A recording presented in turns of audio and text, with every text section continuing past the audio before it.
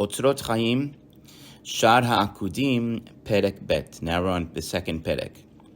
V'hinei otam ha'arba alfin, and these 4 aleph shetzayarnu that we drew, le'el, above, meaning in a couple of chapters or so ago, in the Tanta Perek bet, bachotem, in the nose, hem hanichnasim bapeh, they are what's going into the mouth, meaning they're inside the mouth, the 4 alephs. V'hem hana'asim sham arba havalim, and it's them that is making the 4 breaths. So let's just take a moment here. First of all, there's 2 ideas going on here. The rabbi here is just trying to get to the next sentence, so he's just kind of recapping. Now, but there's 2 things different in this recap. First, it says these are what's inside the mouth. I thought before we said it was coming out of the mouth. Why is he saying it's in the mouth? And also, we just said in the last chapter, the end, that you had havalim, 2 havalim and 2 dibur, the breath and the words, meaning the otziyot. So why here it's 4 havalim? What happened all of a sudden? So really, it's from another perspective again, from a different erech. Now, just to remember before we say, when we talk about the mouth, we have to remember, we kept saying from the ears and the nose, and it's coming out of the mouth. We didn't say that with the ears and the nose. Ears and nose had their own lights coming out. Now the mouth, being that it's a keli and it's like malchut, and that property of a malchut always doesn't have its own thing. That's why the other sifirot, go into it, like the rule of any malchut. So the mouth, it's not like we say there's lights coming out of the mouth. It's really the ears and nose's light that's coming out of the mouth. That's why it was worded that way. That's why the alephs were made from the ears and the nose. Now, before it comes out of the mouth, it's 4 havalims. It's 4 breaths. When we talked about dibur, the speech, that was already as it comes out, because you make a word and a letter, meaning when it comes out, you say, shin, or you say something, it's already out of the mouth. So that's what it was talking about from before. Now the rabbi is just saying, when they're in the mouth, that's why hanichnasim bapeh, talking about what's in the mouth, they're 4 havalim. Now 2 of those havalims are going to turn into dibur as they come out. And that's why it says, hana'asim sham arba havalim. Over there, meaning in the mouth, is where they're called 4 havalim. And we continue. V'hinei arba pe'amim hevel. Just a remez for this, a hint. It says 4 times the word hevel. If you add it up, hu begematria kemach is the same numerical value as the word kemach, which is flour. Now let's just see the math for a minute. Hevel, lamed is 30, and hey and bet make 5, 6, 7. So that's 37. 37 times 4, because the 4 hevels, right? We said we have 4 hevels. So that makes up 148, which is kemach. What is this teaching? Ki al yedei hashinaim, because through the teeth, shebetoch hapeh, which is in the mouth, nitchanim otam harba havalim. These 4 hevels are grinded, v'nasim kemach, and it's made like flour, v'nigmeret peulatan, and their work is then finished, meaning it then will turn into kelim and letters. So just like comparison to real kemach, like it says in Perkei Avot, Perek Gimel 3:17, Im ein kemach ein Torah. If you don't have flour, you don't have Torah. And if you don't have Torah, you don't have kemach. Meaning in 2 ways. Like the Bar Tanura says, if you don't have kemach, there's no Torah. Mi she'en lo ma yochal, someone who doesn't have what to eat, he'ach yasok b'Torah, how's he going to learn Torah? You need money, you need kemach. And then we say, if there's no Torah, there's no kemach. Ma yo'il lo ha-kemach shebeyado. What good is it the kemach you have if you don't have Torah? Better the guy Noach lo shelo haya lo kemach v'haya met ra'av. Better he doesn't have flour and God forbid he dies hungry. Meaning you need both. You need Torah and you need kemach. And that's what the Perek Avot is saying. Now over here, the point is, just like when we say, also in the Gemara, in Berachot, page 40, we say about the fruit of Adam Arishon. Some say it was this, it was that. But Rabbi Yehuda, he says it was a chita, a wheat. She'en hatinok yodea lekrot abba ve'ima ad she'it'om ta'am dagan. Because a child doesn't know how to say abba and ima until they have a taste of grain. Meaning it had to have been grain if anyone's going to start to talk, even Adam Arishon. But just showing this idea of a child, that when a child has a piece of grain, which is chita, and chita also adds up to 22. Chet, tet, hey, 9, 8, 9, and 5 is 22. Just to show you get the 22 letters of making words when you have chita, wheat. So when a child eats chita, wheat, but he chews it, he has to grind it with his teeth. That's what helps him to then say words like Abba and Ima. So same thing. We have to grind the 4 hevels that's in our mouth in order for its parallel, which is the vessels, kelim, to come out. That's just the idea correlating the whole thing. Also, there's many kavanot in eating that we have in this subject. Also to point out, in the Likutei Maharan from Rav Nachman of Breslov, he says in 207, something like this here. Kol diburim hem bechinat givurot. All the diburim, because we said dibur is already the keli, which is on the givurot side. Even though we're calling it malchut, but of givurot, everything divided into chesed, chasadim, and givurot, meaning Kemoshe katuv in Tehillim, like it says, ugvuratecha yedaberu. See, the word dibur and givura go together in 145, pasuk 11. Ukmoshe katuv baketubim, shehahei givurot, just like it says in the holy books from the Arizal, that the 5 givurot, shebada'at, which is of the da'at, which we didn't learn that, but that's where they're coming from. Bok'in v'yotz'in behapeh, says. They break out and come out in the mouth. I mean, they come out of the mouth. V'nasa mehem hey motzaot hapeh. And they come out being those 5 motzaot hapeh, utterances of the mouth, like we said. Nimsa shekol hadiburim hem bechinat givurot. V'tzarich lehamtikam. So because it's all givurot, the diburs, when it was hevel, it wasn't a dibur yet, but in the dibur stage, which is words and letters, it's givurot, which represents harshness in that, and we have to sweeten them. So how do you sweeten words? V'hamtaka hu al yedei limud haTorah v'diburim tovim she'medaberim. So it's the learning of Torah and the speaking of good words, positive talk and good talk to other people, and limud Torah meaning. And prayer, anything that goes on the good side. So that's why we use our letters and our words in order to make a mituk of this deen, which as it's called, to sweeten the justice. So you see how Rabbeinu Nachman, he's always taking the lofty subjects. Many times you see it in the Kabbalah and the Etz Chaim and different parts, and he brings it down to a level where people can understand or a practical way of using it. Like now, to learn Torah, because those 5 parts of the mouth is on the givurot, so we want to sweeten them.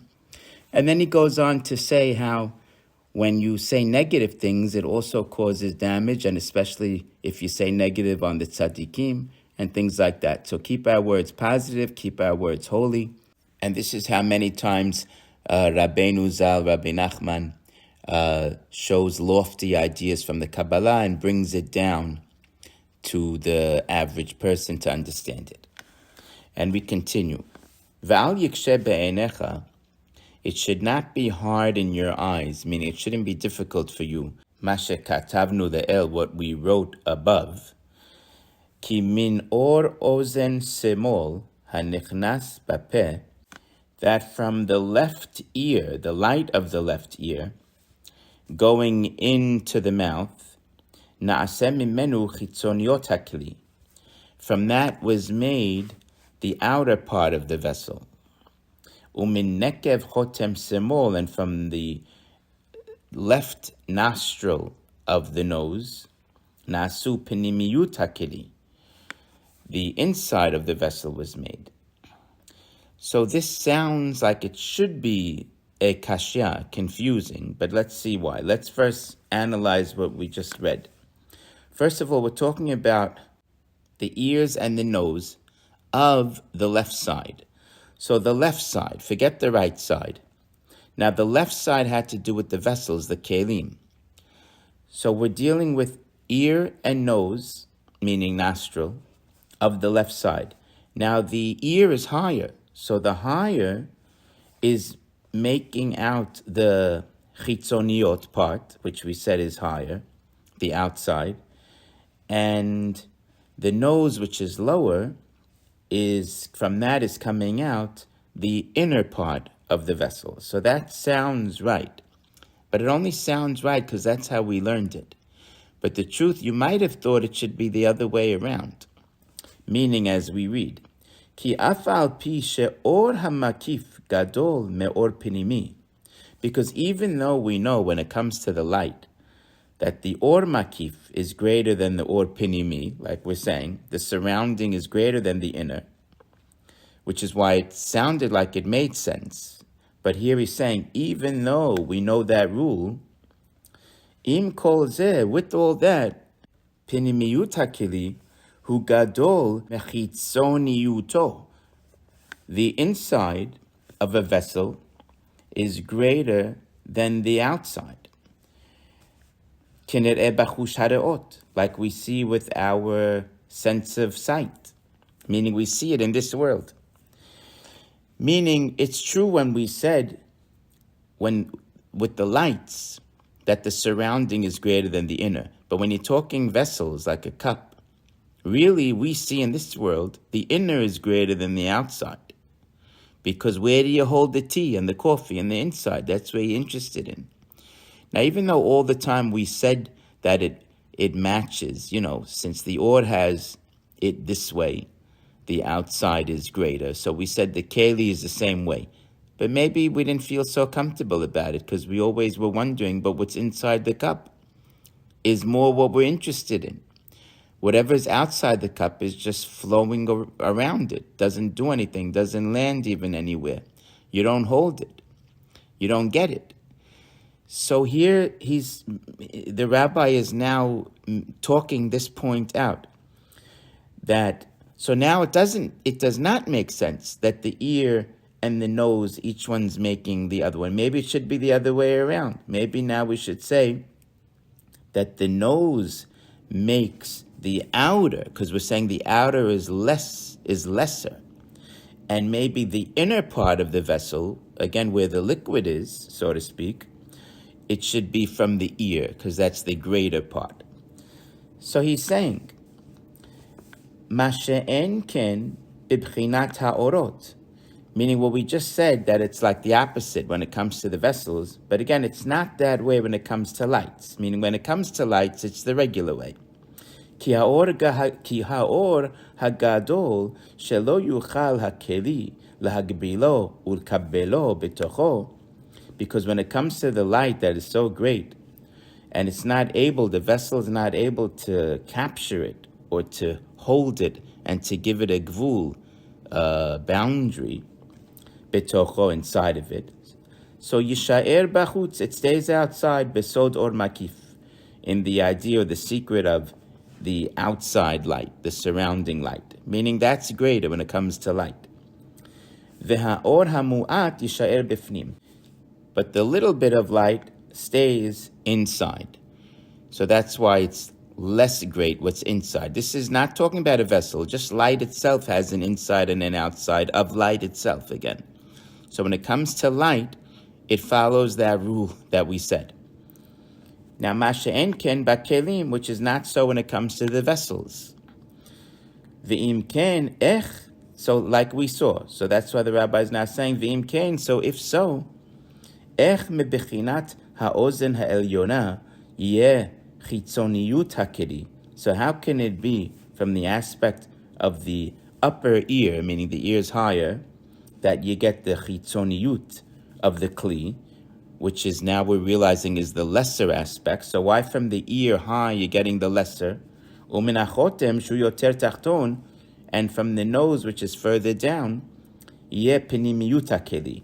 You're getting the inside of the keli, which we should think is more important, the way we see it in our world. And then the answer is given. V'ateshuva bazehi, the answer is, ki ha'or kulo hu shaveh behashva achat. When it comes to light, all of it is equal. All light is the same. V'chasher rotzeh likanes, but when it wants to enter, v'liyot nigbal toch hakeli, and it wants to be boundaried or caught inside the vessel. Now we're talking about the lights trying to go in the vessel. Az ha'or she'eno yachol likanes toch hakeli, so this part of the light that's not able to go into the vessel, nish'ar bachutz b'bchinat makif. It stays outside in the idea of the surrounding, meaning it's too great, it's too pure, it's too hot, so to speak. It can't go into the cup. The or ha'penimi, but the inner light, hu me'ir mebefrim hakli. The inner light can light up into the inside of the vessel, meaning it can be captured. The over ha'or and chatzi ovi dofen hakeli mitzad pinimiyut hadofen. Now this part here, it says the light has to go, and it goes halfway in to the thickness of the dofen, meaning of the wall of the vessel, from the inner part.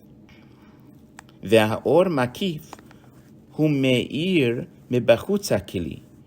And this surrounding light is lighting from the outside of the vessel. Ve'over ad chatzi dofen hakli mitzad chitzoniyuto. And it's going halfway into the wall of the vessel in the side of the outside. We'll explain this in a second. Val yedei shnei ha'orot ha'elu, and because of the two of these lights, me'ir hakli umizdachech, it's going to light up and have a zikuch, meaning it's going to be purified. Okay, so what's all this in the thickness and the walls of it? What's all this talking about? So imagine a cup, like a mug. Imagine a coffee mug, and it's like thick. So now you have the inside where the coffee goes, and the outside is if you want to you touch the outside of the cup. Now there's more to it than just the inside and the outside rim. What about all the thickness? That's why if it's a thick cup, to go from the outside to the inside, you have all that room. That has to be taken into consideration as well. That has to be purified. So which light is going to take care of that? The inner or the outer? So each one does half. The outer is on the outside, but it goes halfway through the thickness, and it purifies that. And the inside goes halfway going out into the thickness, you see? Now, if you read this sentence again, it will make more sense. Now, let me just read it all from the beginning in English. There's an English translation of this in a few places. It says, we know, when it says Hatishuvah bazehi, we know that all of the light is exactly the same. But when the light tries to enter and be confined within a vessel, the light that cannot be contained within it remains outside as surrounding light. The inner light that illuminates the vessel from within passes halfway through the thickness of the vessel's walls from the inside. This surrounding light that shines on the vessels from the outside passes halfway through the thickness of the vessel's walls from the outside. The vessel is illuminated and purified by these two lights. Now, this isn't the answer yet, but we're leading to it. And we continue. V'hinei anu tzrichim, and we need shechatzi keli ya'ir mechamat or makif. That half of the kli, which is the outer part, it lights up because of the surrounding light. Now, when it says we need, either it means we need to know this, or we need, meaning it needs to be this way. This is the way it is, meaning like a fact. Now it says, V'hineh or ha-makif gadol me'od. But this or makif, which is the greater light, it's very big. It's almost like light and day, this light compared to the inner light. Ve'lo haya over he'arato. And the light wouldn't be able to pass, v'nivla, and be swallowed in, umeir, and to light bedofan hakeli, into the wall of the vessel. Meaning it wouldn't be if we had it the wrong way. Ki yesh herchek ve'efresh ve'hevdel gadol benehem. Because there's a great distance and difference between them, a great difference. And it says, Ve'al ken hutzrach, therefore it needed, and that's why we're going to get back to the way it is. Meaning we thought it should be the other way, like the question. But we're saying it couldn't do it that way. That's why it has to be this way. And it further explains by saying, it had to be that, shepenimiyut hakeli hagarua, the inside part of the vessel, which is garua, which is less quality, meaning yishtaveh, that's a key word, yishtaveh, should be equal to or parallel to im or penimi hagarua, with the lesser quality of the light, which is the inner light. Umeirim zebazeh, and this way they can light upon each other. Meaning light and vessel have to work together. If the light is going to purify that part of the vessel, meaning if that part of the light is going to purify that part of the vessel, they have to be of the same nature. So if one's A, the other one has to be A. They have to match. So since in light we said that the outside is greater, so when it comes to vessel, we have to play it also that way so that they match. The greater light can only purify the greater part of the vessel. And the lesser part of the light can purify the lesser part of the vessel. So that's why we do make them the same as we thought originally.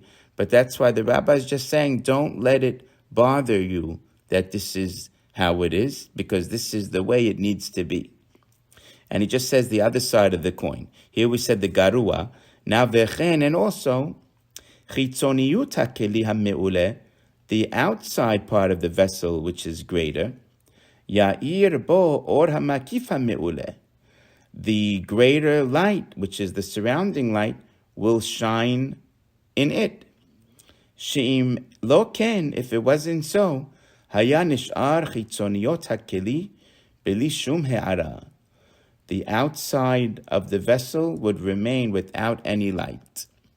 Meaning the two sides of the coin, we'll just repeat. If you put one less and one greater, light and vessel together, they can't help each other. If you have a greater light and a little vessel, it'll blow it away. So it won't purify it. And if you have a lesser light and a greater vessel, so it won't be able to purify it. Because again, the light is lesser. So it has to be the great light with the great part of the vessel and the lesser light with the lesser part of the vessel. And then they can tackle each other and handle it. So again, the rule was with the or part. The or part has to be that the surrounding is greater and the inner is lesser. So because of that, we have to let the keli part match it. So it has to be that the outside, again, is going to be greater and coming from the greater part, which is the ear, and the lesser part is going to be the inside coming from the nose to match that it was the lesser part from the nose of the light part. That's all. We're matching the keli to be with the or so that they're of the same nature. Even though, again, by the way we see the world here, it might be the opposite. But the truth is, it works in both ways. There's a logic for both ways, that the inner sometimes is more important and sometimes the outer is more important, as it's going to say here in a moment, when it comes to vessels. But just keep, as we've been learning, that now we're seeing that the outside should still be the greater one to match the light. And we continue, Gam yesh siba acheret. There's also another reason why the outside of the vessel is greater and more pure. So let's see another reason. Vehi kiroval hanizkar. It's close to what was mentioned. It's going to be almost like the same answer, but there's going to be another reason behind it. Vehu, that is, ki hineh or hamakif, that this outer light, cheshko vechefzo lidabek im haor hapenimi. It has a desire, two words of desire and longing, to come close and attach and mate, meaning, with the inner light. So the two lights want to join together. That's why we call one the masculine, one the feminine, the greater and the lesser. This is in the lights. Now we know in light, the outer light, the makif surrounding, is the zachar, is the greater. We're just asking why in the keli idea, why is the outside of the keli also high when you would think otherwise? But now the two lights want to join together.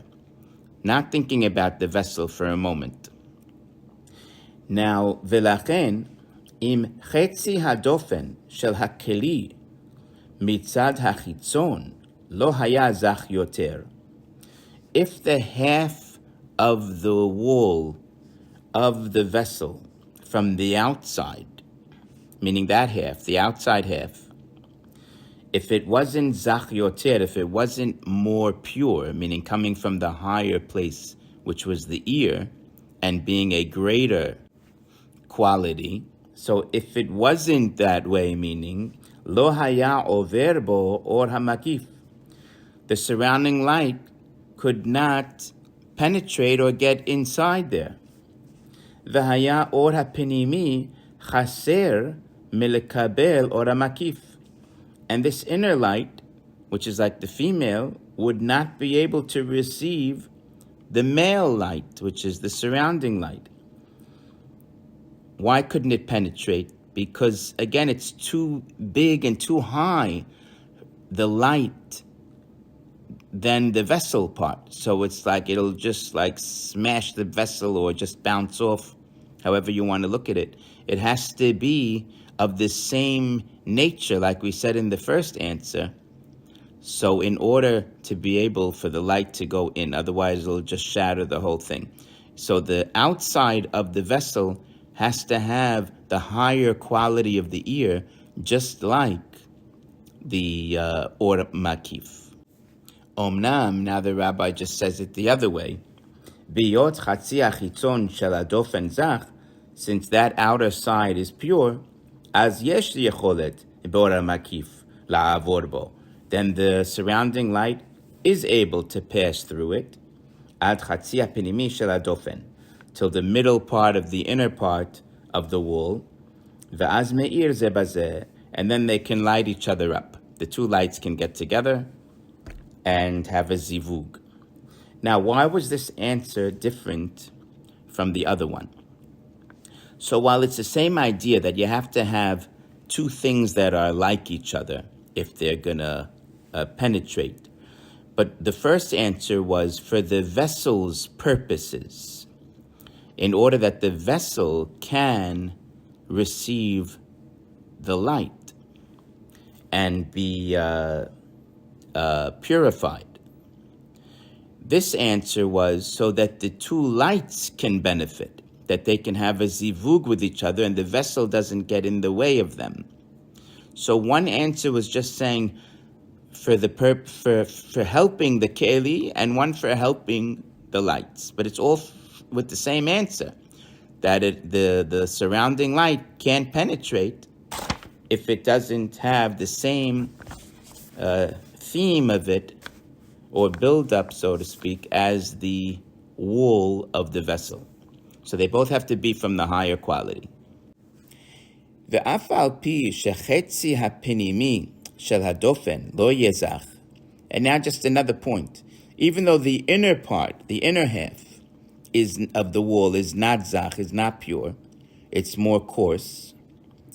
En bazeh chashash, there's no worry for there. Meaning you might say, how's the light going to penetrate on that side? But the light is also of lesser quality, so that's why it's no problem. Ki ha'ora pinimi, because that light of the inner, pinimi is the lesser, over, it can go through, umeir bo, and light it up, ad chatzi ha'ovi pinimi, all the way through half of the thickness of the pinimi, afal pi she'eno zach, even though it's not pure, because they're both not pure. So they're both, again, of the same quality. So just like the outside part is of the same quality, the inside part and its light has to be of the same quality, and it makes it all okay. Just one point about this zivug of the two lights. So we said Neiranchi, right, real quick to know, we said Nefesh, Ruach, Neshama, Chaya, Yechida. We said Chaya and Yechidah is that outside light because they're greater. And the other three is what's inside. Just like our bodies, they're in our 3 parts, like we mentioned in another class. And the other two are kind of outside of us. So now if you're going to take the Sefirot, Chokhmah, well, Keter is the Yechidah, and then Chokhmah is the Chaya. Now Chokhmah is also Abba, the father. Now, Ima, the mother, is the Neshama one. So now, Chaya is with the Yechidah outside. And yet, Ima, which is Neshama, is already inside the body, inside the Keli. So, father and mother, when they want to get together and have a zivug, because that's what they do, there's one's on the outside, the Abba's on the outside, and the Ima's in the inside. So that's why there's a vessel in between them, the two lights. There's a vessel in between them, which is like our body, so to speak. And they're trying to make a zivug while passing through the body. So that's what's going on here, more of an explanation of what kind of a zivug. And all this, again, is happening, in a higher level, not in our bodies, of course. We have zivug with our wives, because that's the zivug that's happening up in Shamayim with the higher self, like we say.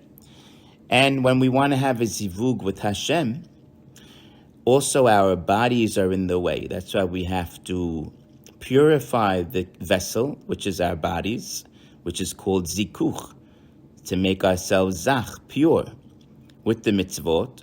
And then we're able to have a union with God. So that's how this whole lesson actually applies to us down here. This can also help us understand another idea.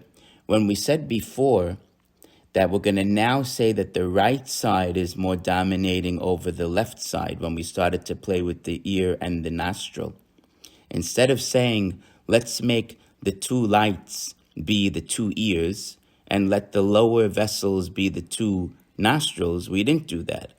We said up and down of the right side is light and light, and then vessel is on the left, high vessel and low vessel. So now we understand, because you need, an ear can only work with an ear, and a nose can only work with the nose. So you need light and vessel for ear, and you need light and vessel for nose. That's the idea. So now each one's having a union or a zivug with something compatible to itself. It's almost like you could say there'd be no attraction. An ear is not attracted to a nose because it's a whole different level of being. Just like us, like we're attracted, let's say, to people our own age. You see, so it has to be on your own level and be compatible. Now, another thing, just remember, as far as zivug, we said also the lights. The light wants to get together with the other light, the outer light with the inner light. So it's not just the light and the vessel, it wants to penetrate to the vessel to get to the light. So how does that fit in the mashal? So you could say even a husband, when he wants to be with his wife, he wants to be with her soul. They're soulmates. He loves her. They love each other. So he has to get through the body to get to the soul, meaning to get to the real her. The real her is the soul. So that's what it means. Light is really trying to get with light, but it's got to go through the vessel to do that. Just like we said in the mashal of Us and Hashem, that we have to go through the physical, and that's how we can have a zivug with Hashem. So it's just another parallel, us and God, and then each of us, each one husband and wife. So it all works the same way. Now we continue. Vim tikshe v'tomar. If you're going to have a question and say, ki adayin yesh le'akshot ve'lomar, because there's still a question to say, shehare bachush haraot, because still when we look, the sense of sight in the world, because we said the world has to match down here what's up there. Anu ro'im, we see, shepinimiyut hakeli zach yoter mechitzoniyuto, that the inside of the vessel is purer than the outside. Meaning we still didn't conquer that answer. We just said that it has to be that way so we can box everything together in their appropriate place, that everything can be compatible. But it didn't answer why it has to be that way. Meaning, why is it so that the nose part is lower when we thought maybe it should be higher? Hateshuvah, the answer is, ki bi'ur ha'inyanhu, because explaining this, ki afal pi she'or ha'pinimi katan me'or ha'makif. Because even though the inner light is smaller than the outer light, surrounding light. Now again, this we all agree, this is light. The question was in the vessel part. We were wondering if maybe the pinimi is more important. But here in the light part, we understand. So the rabbi is just setting us up. Because we know that that's true, that in light, the makif is greater, and the katan is the pinimi. Im kol zeh, with all this, liyoto mugbal toch hakeli, in order that it should be confined, mugbal, like boundaried into the vessel. Pinimi light, because pinimi means inside, it goes inside the vessel. Lachen, therefore, hakeli mekabel he'ara shelema mimenu. And therefore, the vessel, which is what we're interested now, it receives the full light from it, because it goes in it, and it's like confined in that spot, in that space, like in the cup. It can't go anywhere. It's being held. It's being held like prisoner, so to speak, or in the cup. It's like it's trying to push out. If you would open the cup, everything would spill out. It's trying to get out, so to speak. So it's like pushed in there. So it's in there. It's not going anywhere. Aval ora makif, but the surrounding light, which is on the outside, it has no way to go in, so it's just hanging around. Afal pi shehu or gadol, even though it's a greater light, im kol zeh, with all this, kevan she'eno davak tzumtzam im hakeli, because it's not connected, attached. The light is not attached to the vessel, because it's a surrounding light, so it's around it. So it's not davak, and it's tzumtzam im hakeli. It's further away and hovering over the vessel. Unlike the other light, the inner light, which is attached to the vessel. So eino me'ir kol kach, it doesn't light up so much. He'ara, light, bechitzoniyot hakeli, into the outer part of the vessel. Kemoshe me'ir haor pinimi, bepinimiyut hakeli, like it does in the inner of the vessel. So the outer doesn't light up as much, the keli part, as the inner part of the keli is lit up from its light. Ubazeh yavo hakol al nachon, and because of this, or with this, everything is now in its right place. Meaning that's why the boxes are where they are, and the nose and the ear level is what they are, because this is what makes everything work and to be all in its right place. So it only looks like what's in the vessel is more important, because it has all the light in there. And like Rabbi Michael Handler explains, it's like on Pesach, Passover, when we use a candle for B'dikat Chametz. Why not do it in the daytime and let the sun shine through? The sun is a bigger light than the candle, but the candle shines better, so to speak. You gain more light when you're looking in a little corner and in a small place. That's the idea. So it's like when you're looking inside of a vessel, meaning a particular small place, that's why inside the cup is smaller than what's all outside. So when you're focusing on the inside or a small place, so to speak, then it will shine more there. But it doesn't make that light greater than the greater light, like the sun. So it's just in that regard that it looks greater in that moment, but it's not greater in reality. And that's what it means when we said it was mugbal toch hakli. It was inside the kli, like confined and pushing out of the walls. What the rabbis mean is it's like power packed in there. So all the light is in there. You know, like when you vacuum pack or just pack up so much something, so you get more in it. So you're getting all the light in it. So it's power packed in there. So that's why when it shines, it looks like it's shining a great light because it's got all that light in there. But it's still, because it's concentrated in a smaller area, like the candle example. And this world is like small compared to the entire creation, meaning down here where we are. So we're like in the little part. So the Or Pnimi looks greater to us, even though it's really not. Just like, if you look at the sun, you can't see anything. It becomes dark. And yet a light bulb, you can see from it the room. So it doesn't mean the light bulb is greater. It just means, from our perspective, if you want to say. Also, that's why our perspective is that the inside of a cup, we want it to be cleaner, like we said.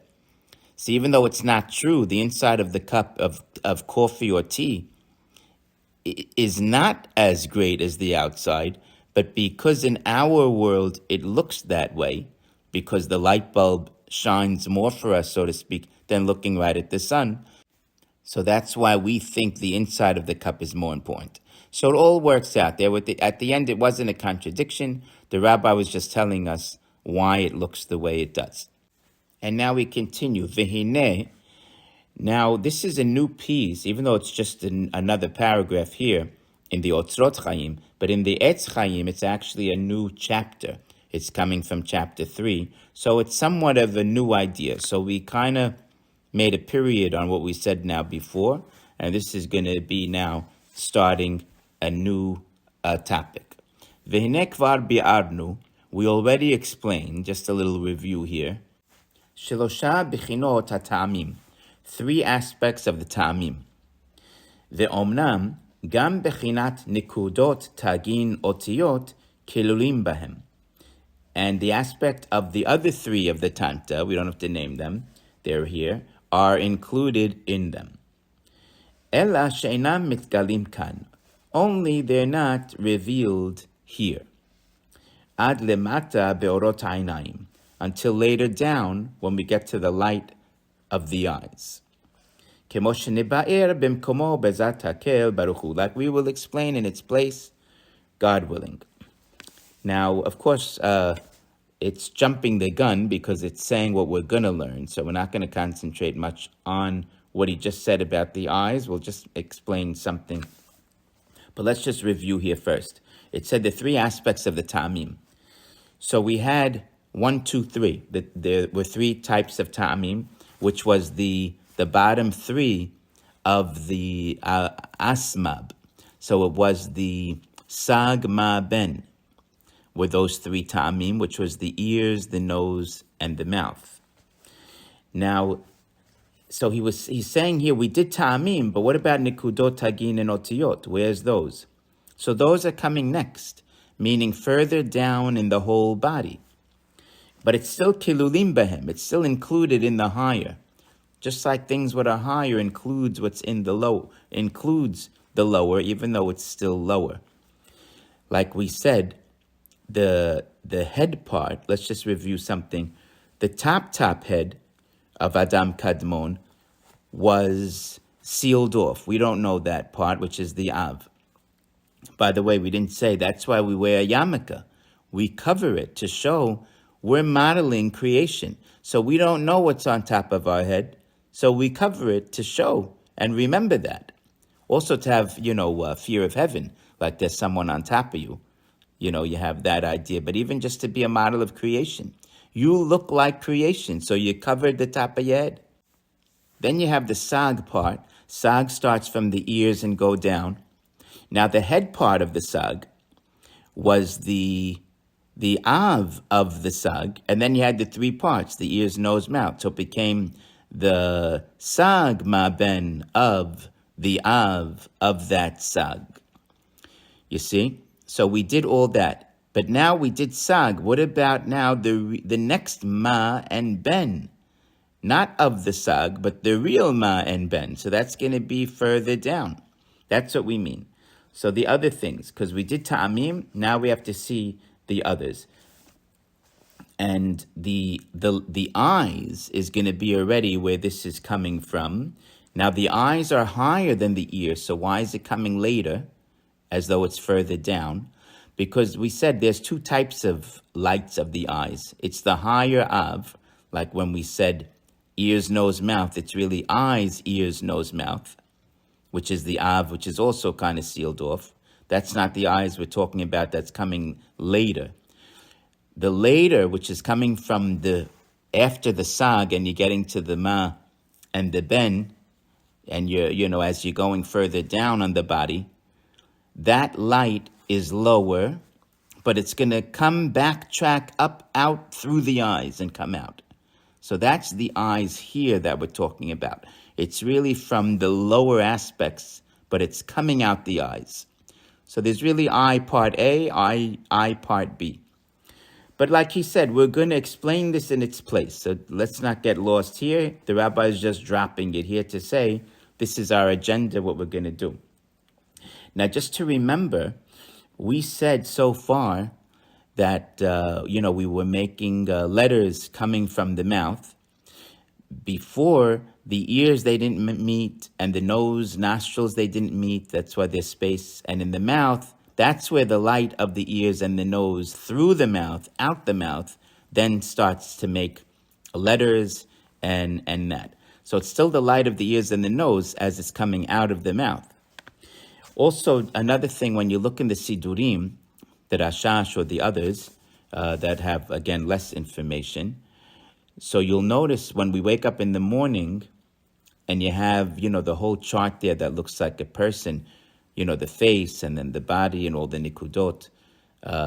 So it has at the mouth level, which is in the middle, because the mouth is like in the middle. So it has those 5 motzeot hapeh, those 5 parts of the mouth that we said, the gutturals and all that. So again, you can review all this as you're doing your work in the Kabbalistic books that we do every day as avodah, meaning avodah work. That's why it reviews it, and you meditate and you think about it, and that's how it gets more clear in your mind, and you're making great tikkunim in heaven, great rectifications when we do that. That's why we do it.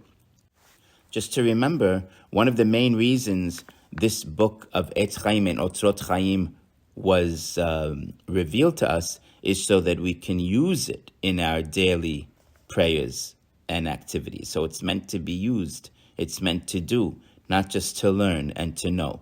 And we continue. V'neva'er yitziat orot elu hanikraim akudim. We're going to explain now the exiting of these lights, which is called akudim, like we know. And this is the ben of that whole topic, which we said is of the av of the sag. And these lights are coming out. Now we're going to explain it. Almost like a period, really. Da, you should know. Ki be'et sheyatzu, at the time that they came out. Lo yatzu shalemim, they didn't come out fully or completely. Kemo sheniva'er bezat Hashem, like we will explain. But just to say a drop of it now, how does something not come out fully? Simply, only a piece comes out. And we said this before. Only the 10th Sefirah, which is Malchut, or if you want to say it's the Nefesh part of the Neran Chai, because they're all paralleling, is what came out. So really, in this stage, only one piece is coming out, so it's not full, because it's not the whole thing. And it says, V'atam hadavarhu, the reason for this is, why Hashem did it this way, because you're going to gain something by that. Ki kavanat hama'atzil haya, the intent of the emanator, meaning Hashem, was la'asot ata, to make now, at this point, hatchalat havayat hakelim, the beginning now of the making or the existence of the vessels. Now, we didn't have kelim yet. We said on this level it's going to be. And this is how the physics of it or the science of it is. Everything has a science, even down here and even up there. It's all Hashem's science. So what happened here? So we're going to make the vessels lehalbish haor letzorech hamekabelim sheyuchlu lekabelo. We're going to make the vessels in order to clothe the light. Again, it's going to be around the light as a clothing.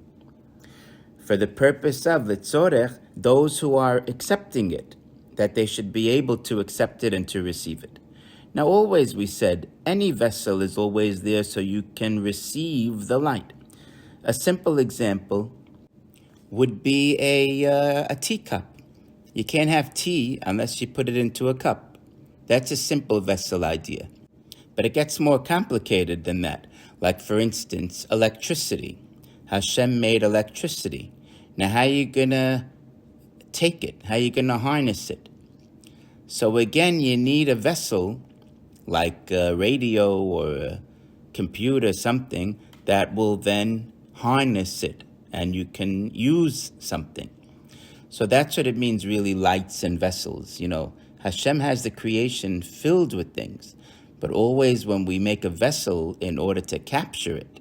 So that's how, otherwise you can't use it. Just being out there, even 2,000 years ago, whatever we have today in inventions was in the world, just nobody knew how to capture it. So as Hashem blessed the world with inventions year by year, we were actually making kelim, vessels, for all what's out there. And anyway, there's many examples of what it means, again, lights and vessels. And it's all about that. Also, our own neshama. We have a neshama, which is like the light, and the vessel is like the body. Everything works this way. And just to remember, even the vessel is part of light, which we're going to see here. We're going to see the mechanics of it and, again, the physics of it. Now, just another quick thing.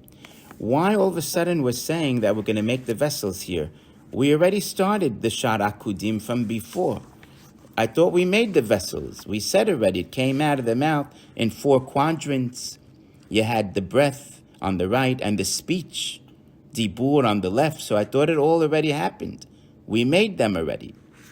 So really, we only made it, as it's going to say here, but just to clarify, in potential. What was in the mouth was really potentially going to be, let's say, the letters, but they never came out yet. Now, how can we understand this? So again, it's like when you have colors of is like light colors. It's all within the white light. Now, if you just look in white light, all the colors are there, you just can't see them. They have to come out, so to speak, individually. So really, before, it was created, but it's like we didn't see them yet. It had to be now targeted and to be coming out in a way that now we can see it. Like the old candle in the sun example. You can't see the candle if it's next to the sun, but it's there. And only when you make it further out, further down, and further away, you start to see it on its own. So akudim level, it did make it where we couldn't see it, but now in this stage, Hashem is going to make the kelim be seen. That's really the idea, not to be, but to be seen. V'lachen, and therefore, bihiyot sheyatzu bilti shlemim v'nigmarim. And therefore, because of the fact that they came out not complete and not finished, nigmarim, meaning what does that mean? Only the nefesh part came out. That's what it means, not complete. The neranchi came out only the nefesh part, which is the or, the light. And this is to set it up. Because of that, now it's going to say, chazru la'alot el shorsham. They went back to go up to their source. Lihtaken ul hishtalem. In order to have a tikkun, a rectification. Lihtaken ul hishtalem. And to be complete. Now, meaning the nefesh wants to go back to the other parts of it. Doesn't want to sit there alone. I mean, it's drawn, it's attracted to the rest of itself. So it's always looking to go up. So Hashem made the nefesh come down or out of the mouth, but knowing it's going to go right back. It's going to try and go right back. We'll see what the purpose of all this is. Val yedei ken na'asa hakeli. And this is how the vessel is made.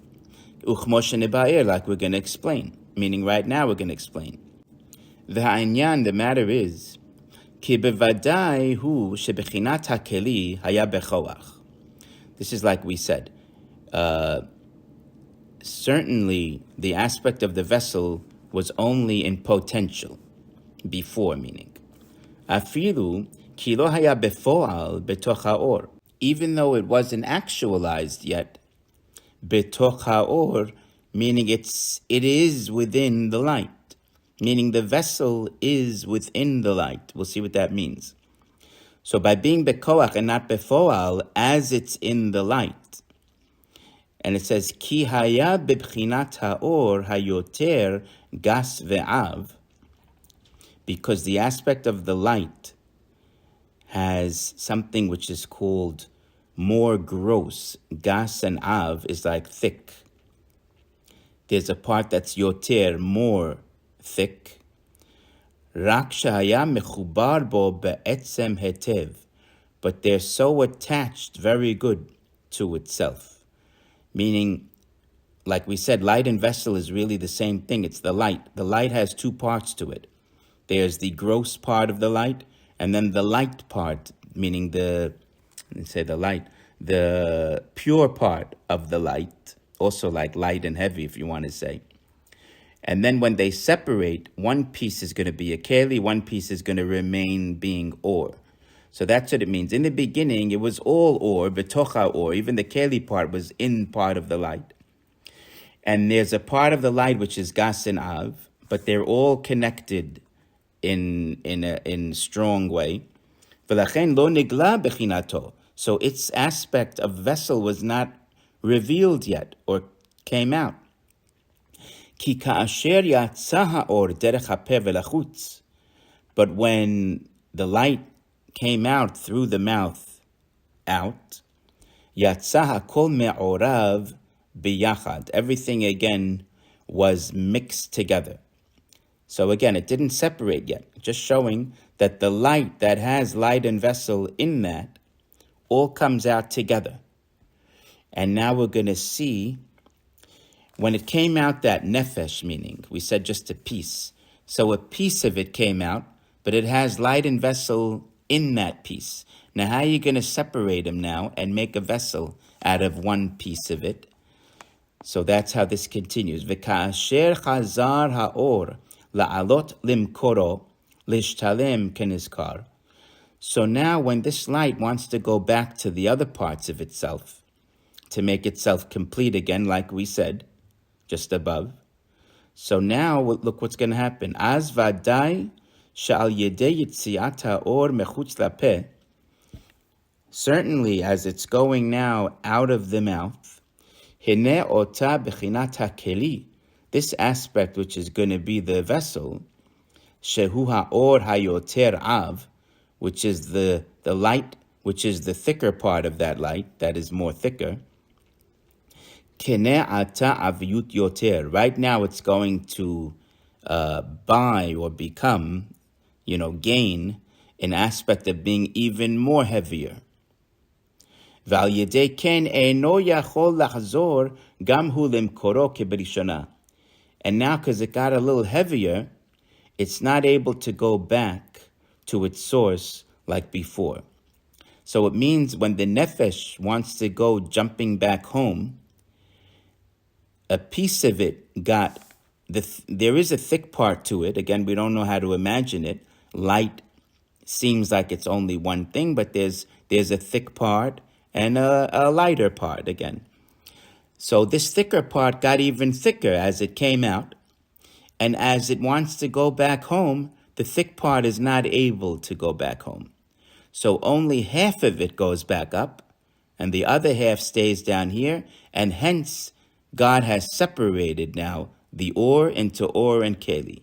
It's just the mechanics of it. This is the science of it. Now there is a logic and a nimshal, again, for our world. First of all, let's say this, a candle always goes up. We always say we have solid, liquid, gas, and energy, or earth, water, air, and fire as the examples. Now fire, because it's on the high level, it's always trying to go up. That's why it goes up. The flame's always going up to its source. But solids don't do that, even liquid and gas. So the same thing. Nefesh, as it is pure as a nefesh, it's always going up. But once it got a little solidified and it became, so to speak, like a solid or even a liquid, meaning under fire level, so now it doesn't go up anymore, just like we see in our world. Solid, liquid, and gas, they don't go up. Only fire goes up. So there's already, a way to picture the scene a little bit. It's not as, not understandable as we might have thought. We do have mishalim in our world that show that. Now, this also plays on what Rabbi Shimon Kessin teaches us, that Hashem made like a centrifuge. Again, he's just giving his own mashal. When you make uranium, you have a centrifuge and it spins, and the lighter stuff go out further and the heavier stuff drop more closer. So they separate. You separate the light stuff from the heavy stuff. So that was like us.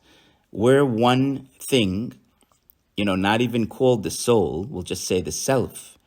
And he spun us, and the part of us that realizes ein od milevado, that there is nothing else besides God, which is like the lighter part of the self, that stayed in one spot. And the part that believes yesh od milevado, that there is something other than God, which is ourselves, that stayed like the heavy part on its own on the side. So that is with the origin of what became the soul and the body, the two parts of us separated. And it's just a mashal.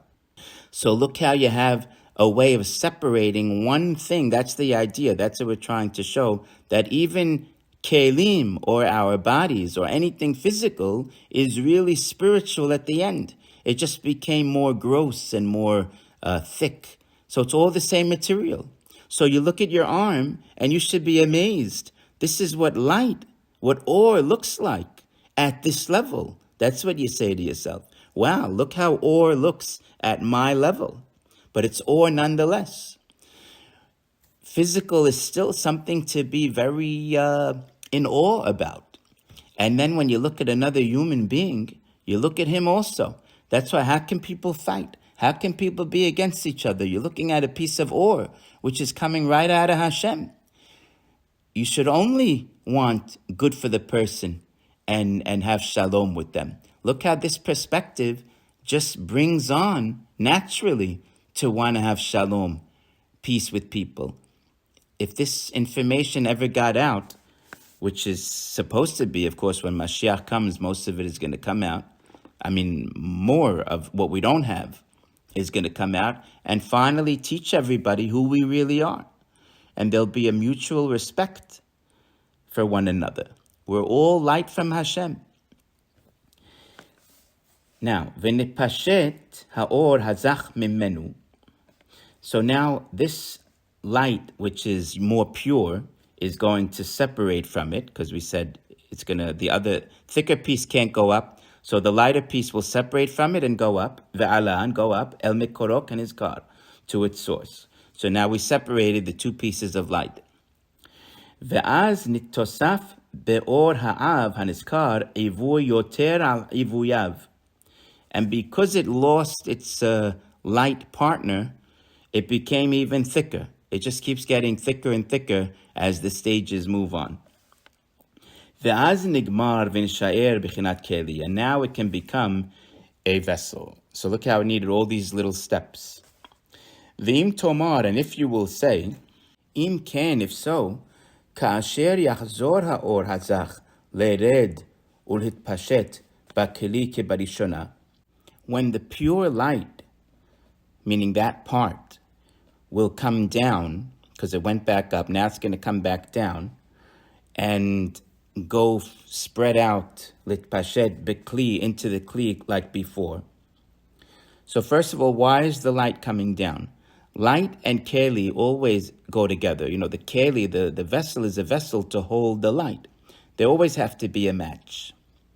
Now, half of the light went up, and the other half of it turned into a keli. But now the light that's up there has to come join the keli in order to be a light in a keli. So the question is, when it comes back down, who's to say it's not Yachzor going to return it, v'yizdachech, and make it pure again? The light will make the keli part pure again, turn it back into light. Hakeli kebarishona, and it'll be like before. V'yitbatel miliyoto b'chanat keli, and it'll cease to stop being a vessel. It'll turn back into light. Now you might say, why should that happen? It already turned into a vessel. It's solidified. It doesn't matter. Just like they give an example of a candle. The wax that's next to the flame, it's always melting, while the bottom is not, of the candle. Now, if you turn the light off, take the light off, and it's going to solidify now, the part next to the wax part on the top.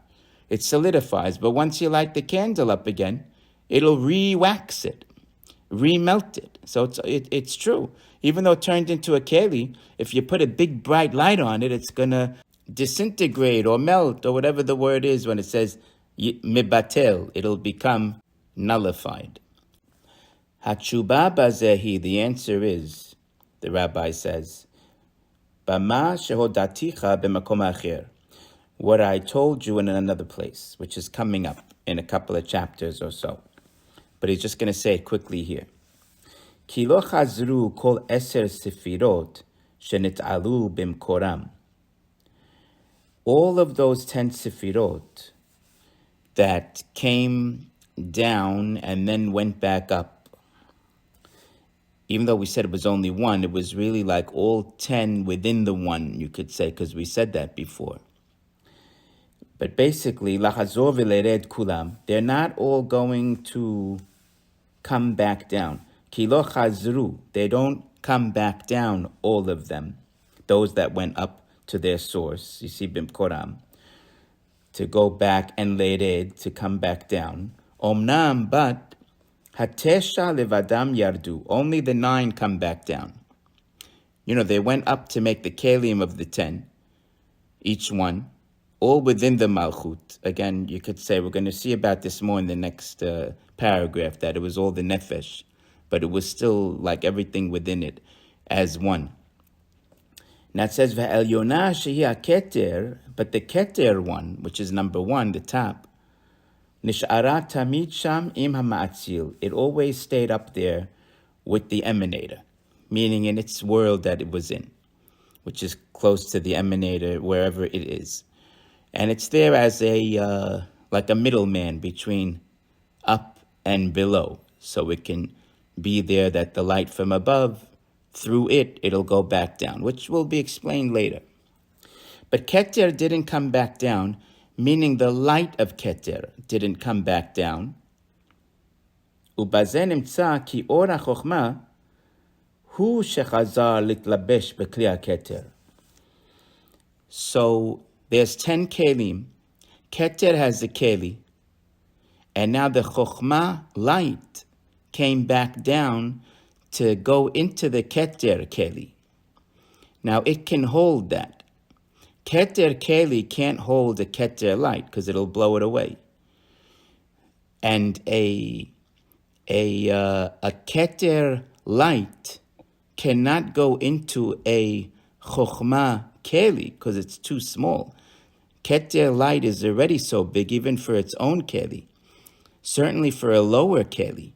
So this is the opposite what's happening here. This is the keter keli is going to have the chokhmah light. And because of that, it can balance out. Because since the light is higher, by having a lower light fitting into the higher vessel, it can hold it. So each one's going to do that. Since the keter is staying up, so chokhmah comes down, hits the keter keli, and then chokhmah will come down and hit the bina keli and go down, one by one. V'chen sha'ar sefirot, and all that for the rest of them. And of course, malchut won't have anything, which we're going to address. V'yecholim hakelim lekabel ha'or hamu'at mimena ata. And now the vessels can accept and receive this smaller light from it now. Mima shaya lehem kodem, from what it was before. Meaning before it had a higher light for its own keli. It can't hold that or remain a keli. It'll turn back into light. But this time, in this way of doing it, Hashem made it this way on purpose in order that now every keli can hold a light and now everything's good. Now just to remember, when we said before that we already made the kelim, we thought, in the beginning of this chapter, but then we said no, it was only bekoach, in potential, not in actuality, which is now it's coming out, making a keli. So the reason, just to remember, is what it said before. When it says, Ki lo haya befo'al betoch ha'or, it didn't come out because it's in the light. Because in one light, you had light and vessel, so it wasn't showing itself. As a light, you had the vessel part in it, so to speak, but it wasn't showing yet to be a keli until God then made it look and show out to be a keli. So again, just to get that straight, and this is the part where it's all coming out before, in actuality, not just the potential that's in the mouth. Potential was in the mouth, and now out of the mouth is going to be the actual. And we read on. V'hinei kulam yatzu b'bchinat nefesh bilvad. All the lights came out only in the aspect of nefesh alone, meaning neran chai, nefesh ruach nishama chaya yechida. Only the nefesh now came out, which is the level of the mouth, like we said. Now, v'zeh sod pasuk. This is the secret of the pasuk in Yirmiyahu, where it talks about that God swears that he won't keep us, in the exile, and he'll destroy Babylon. So he says, Nishba Hashem Sebakot bin Nafsho. Here it doesn't say the word Sebakot, but the Arizal is just making the point of showing that it's, again, just a little hint from a pasuk that the world of Akudim is the Nefesh, like we're saying here. Ki hatzilut hu nekra nikudim kemosh neba'er bezat Hashem.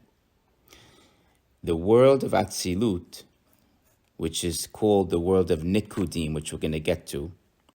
Really, Nikudim is Atzilut, where there's a break that goes on, the breaking of the vessels, which we'll talk about. And then from Atzilut, and then there's Birudim, like the Pasuk with Lavan, Akudim, Nikudim, and Birudim. where we start to fix the break. And then we have Atzilut, as we know it when we say Atzilut, Biriya, Yitziran, Asiya, which is called the Abiyah, and that's how you have. So really, it's just comparing it, and on the level of the Nikudim, just to show that Akudim is above it.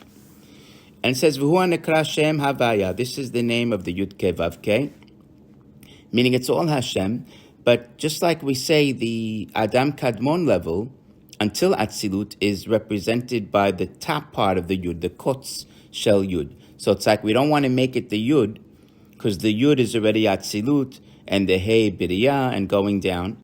And each world has Yud Ke Vav Ke, like Atzilut has its Yud Ke Vav Ke and Biriya, etc. But it starts in the world of Atzilut. We'll see that more in Nikudim.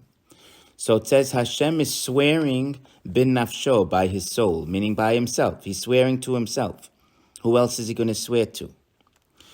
But we're playing on the words to say that the Atzilut level, so to speak, is making a swear. Hu hanishba b'mishe gadol mimenu. Usually when you make a swear, you swear to something or someone higher than you, because they're going to punish you if you don't do it. Like if you hold a Tanakh, it's holier than you. I mean, a Sefer Torah, or if you swear in the name of God, meaning he's higher than you, and you'll make sure to keep your swear because you swore to someone higher than you that can punish you if you don't do it. So the name Yud Ke Vav Ke level, so to speak, is swearing to Nafsho, the level of Nefesh, which is a higher world. So if you want to say Nikudim is the Yud Ke Vav Ke level, so what's above it? It would be Akudim, which we're in. Vehu Olam HaAkudim HaNizkar. It's the world of Akudim, like we mentioned. Asher Kulam Yatzu B'chinat Nefesh Bilvad. That they all came out in the aspect of Nefesh only.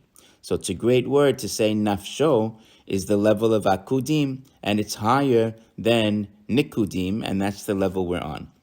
So again, not to get too caught up on the verse, it has its own meaning in relation to Yirmiyahu, and even Amos, there's something about it in the Torah, and different places even.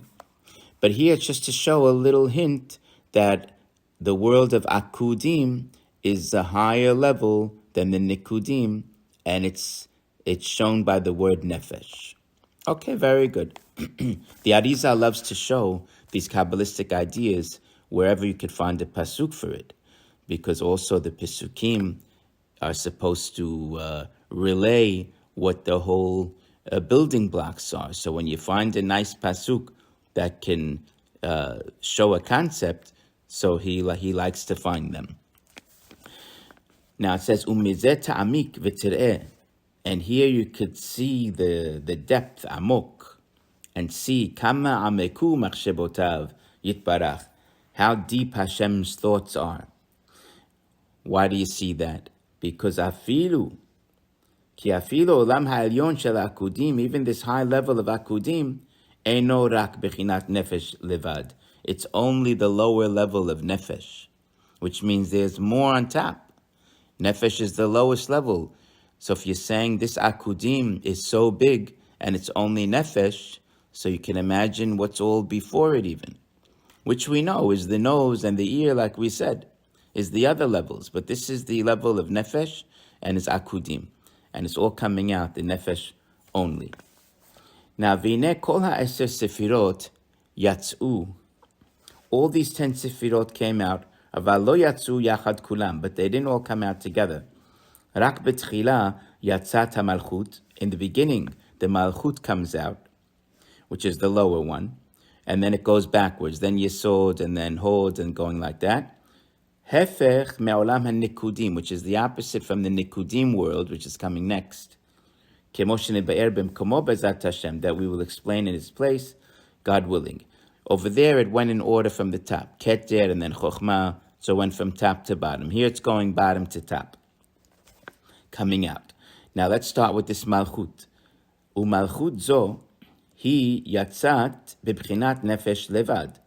Of course, it came out the nefesh of the malchut. Malchut is the sefirah. And the nefesh part, which is the light of it, because the neranchai, or neranchi, which is the neshama part, that's like the light part. Just like us, we're light and vessel, but we're body and soul. So the soul part aligns to the light, while the body part is always aligns with the vessel. So whenever you're talking about lights, you talk about the neranchi. And if you talk sefirah, which is really the keli with the light, you're talking words of malchut and keter and chesed and those. It has the neranchi inside of it. So now the nefesh, so only the malchut is coming out so far, and only the nefesh of it is coming out. So it's really the bottom of the bottom part. It's like the nefesh of the nefesh, but we're just saying the malchut. You can call all that last row whatever name you want. When you chart them out, all the words. So now, ki en sefira she'en ba chamesh bechinot. There's no sefira that doesn't have the 5 aspects, which are the 5 parts of the soul. Now, what do you mean? Ki en sefira she'en ba. There's no sefira that doesn't have. Just say it does have. 2 don'ts make an is. But that's how they write it. That's how the books are written sometimes. Ki en sefira she'en ba, which means ki yesh ba. Every sefira yesh ba has these 5 things. Nefesh, ruach, neshama, chaya, yichida, like we said, the 5 parts of the soul, which is the or, the light part. Kanoda, like it's known. Omnam ata, only now, lo yatzat rak bibchinat nefesh bilvad. Again, lo yatzat, it does not come only. It's like another way of saying it does come out, only comes out the nefesh alone. Now, it says here in the brackets, v'nir'eh la'aniyat dati, in my opinion, or what I understand, Rav Chaim Vital is saying here, because ani, dati, my understanding, lekasher derush ze im haderush shenichtov bezrat Hashem. Again, to compare different places where he brought things down. Ki bechinat ozen hi neshama. The ear level is of the neshama level, like we said. V'chotem hu ruach. The nose is the ruach level. V'apeh nefesh, and the peh is the nefesh. That's why in the mouth and out of the mouth is the nefesh is coming out. Uchmo sheniba'er lemata b'drush ze atzmo ayen sham. And like we're going to say later down. Now it says, V'hinei ani choshev bevadai sheshamati memori zechrono l'chayim olam haba. He says, I think I know for sure. Ani choshev, I think, bevadai sheshamati, that for sure I heard. Memori, from my master, the Arizal. Zechrono l'chayim olam haba. May he be his memory in olam haba. So what do you mean, I think I know for sure? Why do you say like that? So it just means he's trying to say, like when you say in English, I'm almost certain. If you're certain, you're certain. What do you mean almost? But that's how you talk. He's almost certain. Ki vadai kasher yatsu kol ha'eseh sifrot ha'elu. When these 10 sifirot came out, ba'u kol ha'bechinot shel neranchai, or neranchi. All of them came out. See, now he's saying all of them, not only the nefesh. Kilulim bahem, but it's all included in them. We'll explain this in a moment. And we'll see what really came out. Ela shebatechila lo nitgala bahem, ela bechinat nefesh levad. It's only that the nefesh was not revealed. Meaning it was revealed. Again, lo nitgala ela. Only the nefesh was revealed, but they all came out. Now, what is come out and revealed? What's the difference? So you could say, like some rabbis say, it's like you lined up all the light bulbs, 5 light bulbs, you brought them out, but you only turned one on. So that's what it means, nitgaleh. It turned on, but they all came out of the mouth. So they did come out of the mouth, but only the nefesh was turned on. Uchmo shebe'arnu bedrush nishmat adam atachton, like we said in the Dirush of the Neshama of Adam Tachton, which is the bottom Adam, which is us, meaning Adam down here. We also said the idea about his Neshama, his full Neshama with the 5 parts, shebetechila ba'im kulam biyachad, that they all come out with the Adam together. Ve'achar kach mitgale kol echad ve'echad b'fnei atzmo. And then they reveal one by one as they are revealed. Nefesh, v'achar kach ruach, v'chulei. Nefesh, and then the ruach, etc. Now, what does this mean? So this, like the Matok Midrash says, Al yedei kiyum haTorah v'mitzvot. As he's doing Torah and mitzvot, so now his higher nishamot are like lighting up in him. So it's not that he gets them. He has them, they just light up. They activate. Just like when we say Shabbat, great example. We say Shabbat, we get an extra soul, Nishamai Tera. But it's not an extra one like we didn't have it before. It's been in us all the time. It's the Ruach. It just lights up on Shabbat, meaning we get to feel ourselves as a Ruach, because it's us on Shabbat. So it's activating inside of us. So the same thing, you always have everything. It's just a matter of that it lights up at certain times. Now, the way that Rav Sha'ar explains, sometimes it looks like he's contradicting things. He says the whole Ilan HaKadosh, which is the tree, this whole tree of life, Etz Chaim, holy tree, which is from top to bottom, the whole structure, everything was out. Everything was out from the beginning. It's just all being revealed and lit up when we say this is coming and this is coming and that's coming. So it's a new perspective on the whole thing. And the truth, we knew that, because didn't we say with the Ein Sof, when he made it Tzimtzum and had the Halal, the empty spot, so we said everything anyway was in there. And then it's all just coming out or lighting up. Everything was there from the beginning. So that's just a rule.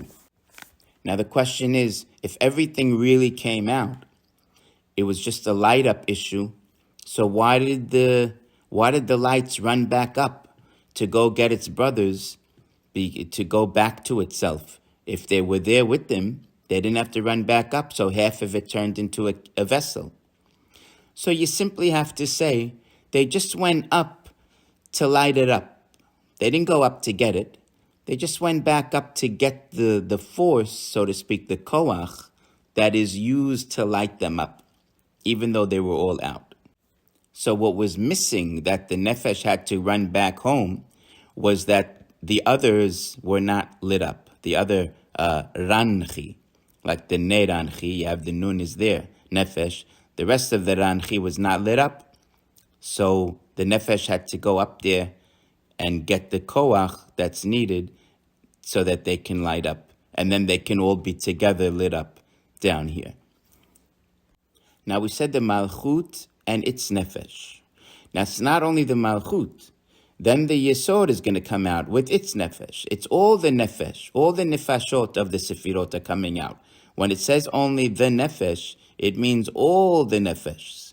Like here, next it says, V'hineh kasher yatsa achar kach b'chinat hayesod. When next and afterwards the aspect of the yesod came out, lo nitgaleh b'yesod rak b'chinat nefesh bilvad le'atzmo. So it too was only revealed the nefesh of itself. So every sefirah's nefesh is coming out. Now what's going to happen here is by each one's nefesh coming out, it's going to cause a chain reaction of something else. So let's see what it says here. What's going to happen? So again, to catch the flow, it said when it came out the bechinat yesod, lo nitgala by yesod rak bechinat nefesh bilvad le'atzmo. Not only did it come out the nefesh of itself, aval nitosaf he'ara b'malchut. It also gave extra light to the malchut, which was that had its own nefesh. Now it has more light, meaning more neranchi light. So if you have more, what's more than nefesh? So that's the next level up, is the ruach. Shenitgala ba bechinat ruach, that it got now revealed in it the aspect of ruach, in the malchut, that is. So now Yesod has nefesh, but since it brought its own flashlight, it flashed on the malchut, and the malchut already had a flashlight. So now it has two lights, and the Yesod one. And as we move down, that's how it's going to go. Then it's going to be 3, and he has 2, then he has 4, and he has 3, and the other one has 2, all the way till you get to all the 5. Now, before the rabbi wraps up the whole equation, which he's going to do in a few paragraphs, he just tells us a few things and how some things work. So it's almost like a big comma. But anyway, Vetam hadavar zeh. First, let's see the reason for this.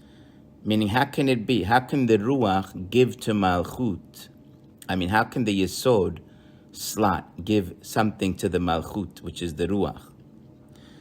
Lefi, because Sheharuach ba mehavak kanoda. This Yesod, which now we're calling it the Vak, which we'll say in a moment, it is the aspect of Ruach. So it has Ruach to give. V'lachen bebo ha-Yesod matchil l'hitgalot b'malchut b'chinat Ruach. So when Yesod comes out, it's already beginning to reveal in the Malchut the aspect of Ruach. Now let's just review a few concepts here. We have the 5 partsufim and 5 many parallels, like the Neranchi, that's the like the soul part and the light part. So you have the nefesh, ruach, neshama, chaya, yechida.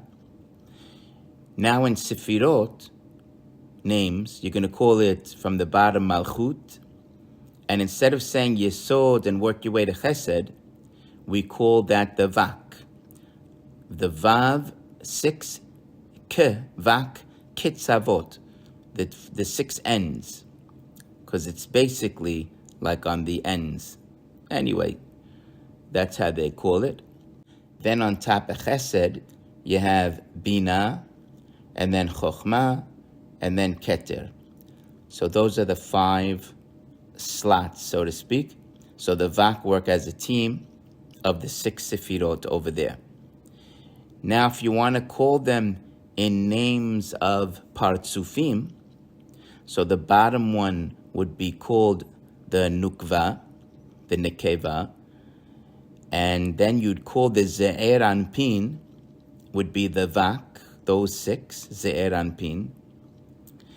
And then the bina one would be called ima, like the mother, and chokhmah is the father, abba, and keter would be, again, there's 2 words, atik and arich. Arich anpin and atik yomin. We'll get to that in keter, and why there's 2, we'll get to that too. There's actually both of those chapters in here, in the Otzrot Chaim. So we'll see the difference. Now we need to know all these parallels because we're going to mix and match. Sometimes you're going to call it the vak, sometimes you're going to call it the zer anpin.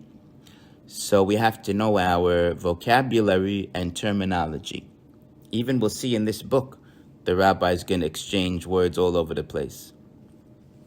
Okay, so now we have the ruach is coming not from the yesod really only, but from the vak. That's why it said the vak, the whole thing as a team, starting from the yesod, coming out. Now, ve'eno nishlam legamre ad sheyatzu kol havak. So just because the Yesod came out and it shined now a little bit more in the Malchut didn't get fully shown until the whole Vak comes out. Shehem mi Yesod ad Chesed, till the Yesod until the Chesed. So it just gets a piece each time. Yesod comes out, it gets a piece, really 1/6. And then 1/6, 1/6, till the whole thing's done. Then you could say the Malchut got a full Ruach from what was above it. Ve'az nigmar bechinat haruach kolo shel hamalchut. And then when it's all done by chesed, it's done. The ruach, the full ruach, is now received on the malchut. Ubebo kol echad mehem, but when all of them are coming out, hayam etzgaleh b'malchut ketze echad shel haruach. Meaning as they're coming out one by one, it's only being revealed in the Malchut. One piece, kitzeh, like one piece of it. Because it's kitzavot. Vav kitzavot, so each kitzeh, each side or each piece. So 1/6, like we said. Now, ukvar noda, the rabbi is going to tell us a rule about how this vak works. So again, it's like a big parenthesis or a big comma meaning. But the flow of it is going to be soon in a couple of paragraphs. But we're just understanding the vak, how it works. Ki hayesod eno mechelala kitzavot. The yesod sefira is not really part of the kitzavot that we say. Now, of course, we call it vak, so there's 6, and yesod is number 6. So it is part of it when we call it that. But the way it functions, it's really not. Ki einan rak chamisha chasadim, mechesed v'ad hod.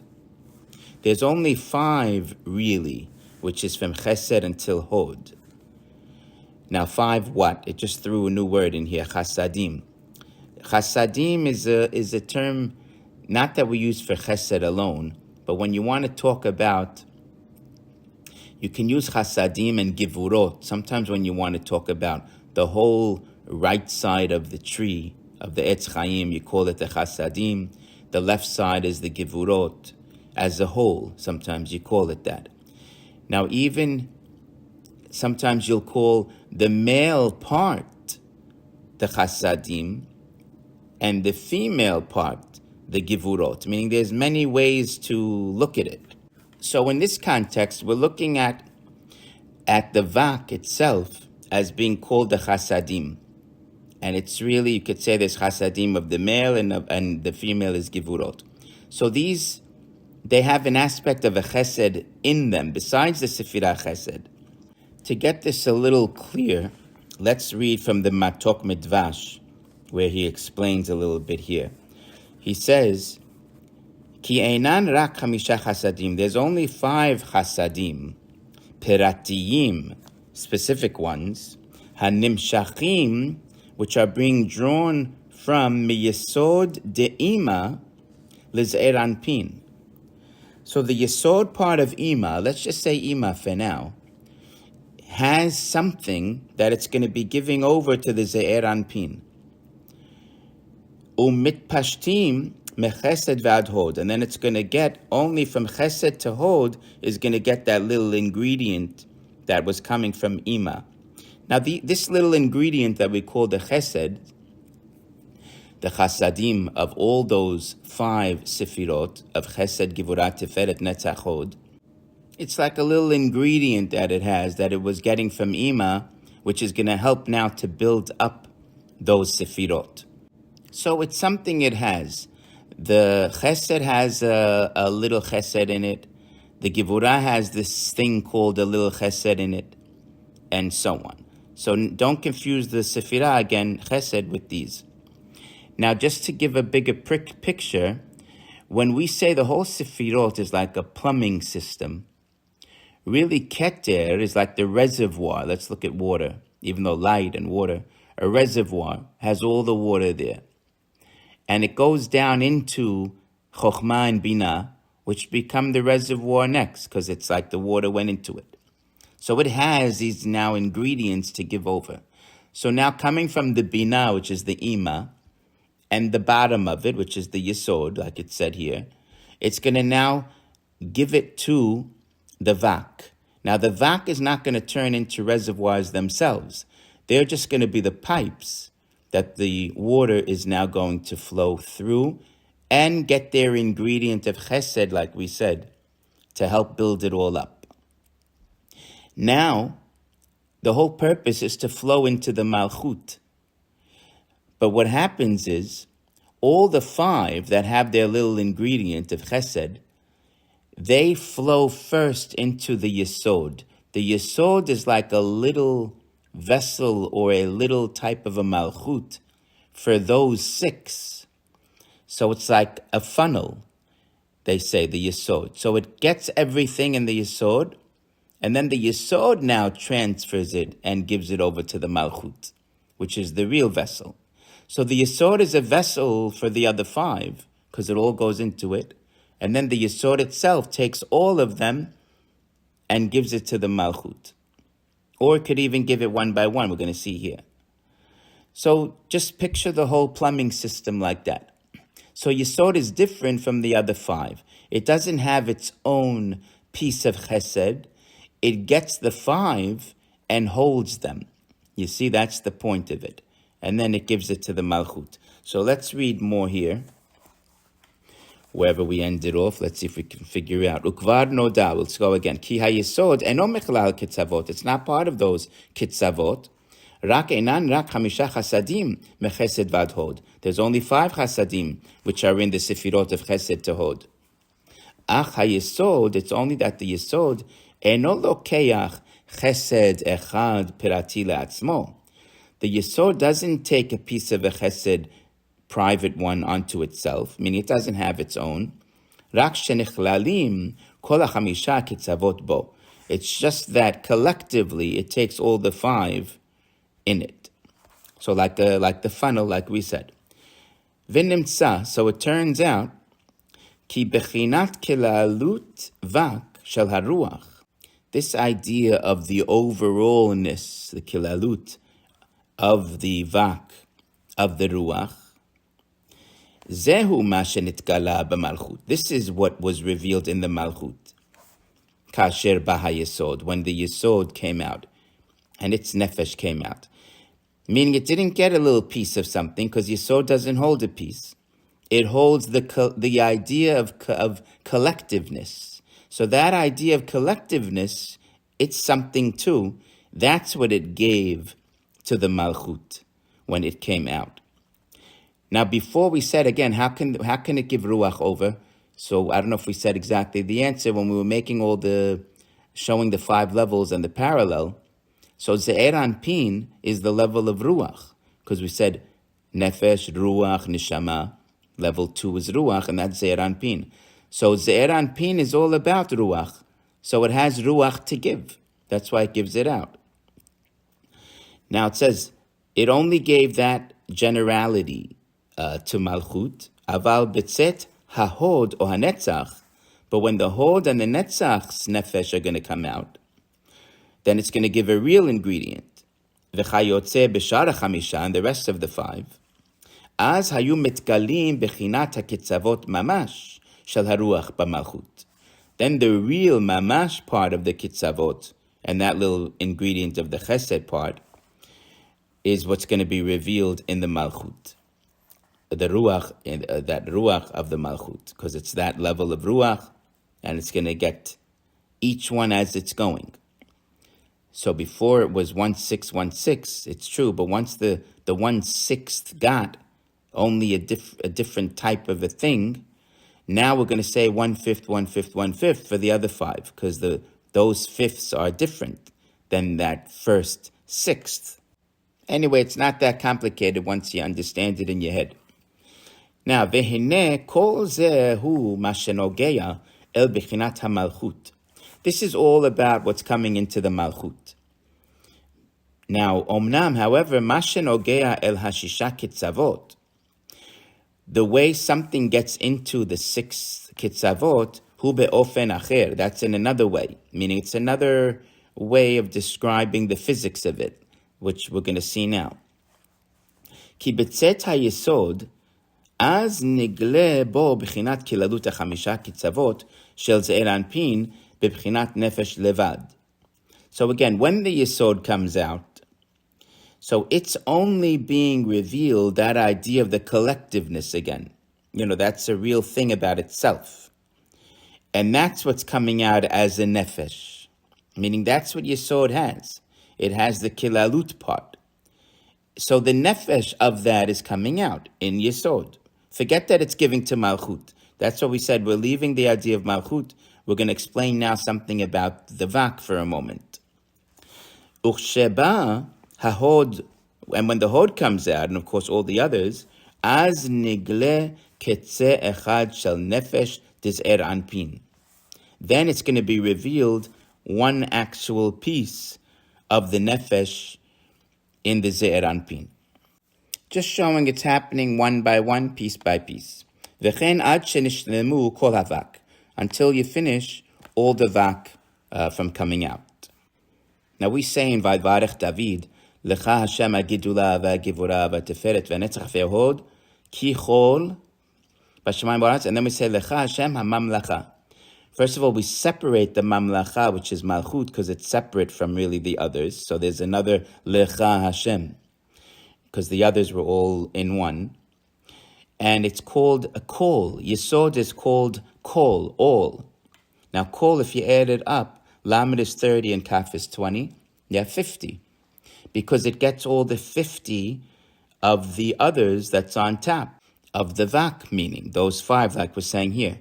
And every sefirah has 10 in it, like in Sefirat Omer, Chesed of Chesed, Givurah Sheba Chesed. So that's really 5 times 10 is 50. So look how the Yesod holds the 50. That's what the remez is of the word itself. Now it says, Od yesh hefresh acher ben hayesod lachamisha kitzavot acherim. There's another difference that we want to point out that's from Yesod to the other 5. But the first difference was that it's only a kilalut. That it's a little different. It acts differently than the other 5. And of course they come out one by one, piece by piece. That's a separate point. But now another point is, Vehu kasher ba hahod natan koach kilalut echad mechamisha kitzavot bayesod mechadash mebechinat nefesh levad. When the hod comes out, it gives a piece of itself to the yesod. That's the point here. To yesod it gives it, which makes sense because it's on top. However, v'chen kulam, also all of them, ad sheyasa chesed, until the chesed. V'gam hu, even the chesed, he also betzeto natan koach kelaluto by yesod mechadash. It's going to give the new idea to the yesod, meaning the piece it has to yesod. Ma she'en ken b'chamisha ketzavot, which is not true, or it's not happening by the other 5 extremities, the ketzavot. Meaning, this will be clear in a second. Ki bebo ha'echad lo haya mosif b'chavero shum tosefet kalal v'ikar. As they all come out, they don't give their friend anything new or at all. Ki kulam shavim, because they're all equal. Those 5 are equal. They're not giving one to each other. Meaning, before we said when they were here, we'll make sense of it. We had the 5 partsufim. So Malchut came out the nefesh with the flashlight. Then the Ze'er Anpin came out, and it added a light to the Malchut, and it got a light. Now comes the Sefirah of Bina, and it's gonna give out and shine on the Vak, and then shine more on the Malchut. Malchut is now gonna get 3 lights, the Vak 2 lights, and the new Neshama part gets its own first light. And you move on. So always one's giving to the next. But when it comes to the 6 of the Vak, it's not like when Hod comes out, now it gives the light, it gives it to the Yesod. And then when the Netzach comes out, it gives it to the Hod. And when the Givurah comes out, it gives it to the Netzach, just like it's been working all along. When it works the Vak, it doesn't work that way. That's what it's saying. It doesn't give each one their friend. It's just each one gives it into the Yesod. They all deposit their little chesed piece into Yesod itself. So that's the other difference. When it said, Od yesh hefresh acher, there's another difference of how this Yesod works. You see, so that's the idea, all that it's saying. It doesn't give one to its friend. Everyone gives to the ches, to the Yesod, and the Yesod is also dropping them one by one, piece by piece, into the Malchut, because it's getting a piece. The Yesod doesn't wait till it gets it all and then gives it, shines it to the Malchut. The Malchut is shining a 6th at a time. So as the Yesod is getting a 6th or a 5th, it's shining to the Malchut a 5th. And the 6th, which was the first, was really the Yesod itself. So it's really basically very simple. And now let's finish the paragraph here. Ki kulam shavim, they're all equal. Rak sheke'asher nishlemu kol hashisha, only when all the 6 are finished, that their nefesh lit up, az nimsa nigmar kol hazer anpin b'bchinat nefesh. Now the whole ze'er anpin, sometimes they call that, by the way, za, because zayin aleph, the za, now got the full nefesh. And then, of course, the malchut would have gotten its full ruach. It was also getting piece by piece ruach, while the yesod was getting piece by piece nefesh. So that's when it said, these were the 2 ideas. When it said before, it's not like it is in the malchut, it's going to be be'ofen acher. So that's what it meant. The malchut gets it its way piece by piece, and the vak and the yesod gets its piece, its ingredients piece by piece. So there's really 2 inyanim here, 2 things, and it's all working in the same type of pattern. Now comes the part that really, all this was parentheses in a way. Here comes the flow from before. Ve'achar kach yatzat habina. See, first on the other page we said, first came the malchut, then came the yesod, which is the vak, keep them as one team.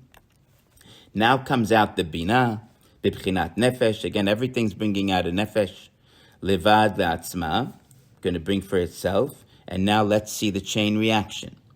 Ubechinat ruach leze'er anpin. So it means the ruach, the ze'er anpin level is getting a ruach, a second light. Ubechinat neshama lemalchut. And it's getting a third light in the malchut, which is the neshama level.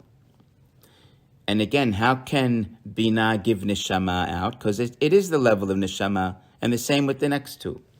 Ve'achar kach yatzat ha'chochma bechinat nefesh le'atzma. Chochma gets its nefesh, ubechinat ruach lebina. Now the bina gets its second one, the ruach, and further down get more. Bechinat neshama leze'er anpin. Now the ze'er anpin gets its neshama, ubechinat chaya lemalchut. And the chaya level already gets to the malchut. So the malchut's doing great, shining up almost everything.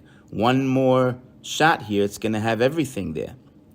Achar kach yatsa haketer. So here we go. The keter now comes out, bechinat nefesh le'atzmo, with its nefesh only. And now, veruach le'aba unshama lebina. See, look how he changed the words. He didn't say abba and ima. He made one abba, and then he changed the word to say bina. He's just jumping around here. V'chaya liz'er, now he calls it ze'er, gets the chaya v'yechida, that top part of the light, is the malchut. So the malchut now got its full neiranchi. Now hare ki bebo haketer shehu acharon. Now that the keter came out, which is the last mikulam of them, lo yatsa ki im bebchinat nefesh levad. It only came out the nefesh only of keter, meaning, and it says v'zeh perush sheni b'pasuk nishba Hashem benafsho kanizkar. This is another explanation of that pasuk and how this is a remez for it. So really, besides learning how it's all done, the rabbi was just leading to a second way of explaining the pasuk.